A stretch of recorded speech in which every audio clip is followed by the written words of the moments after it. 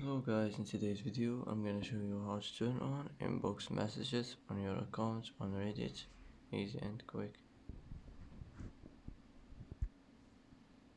First click on your profile, now click settings, and now click account settings.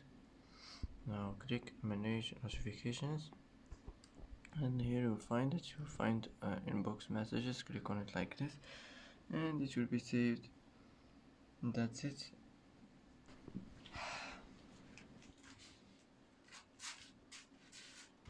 And that's it for today's video. If you like this video, don't forget to like and don't forget to subscribe. I hope this video is helpful for you, and thanks for watching till the end, and see you in the next video.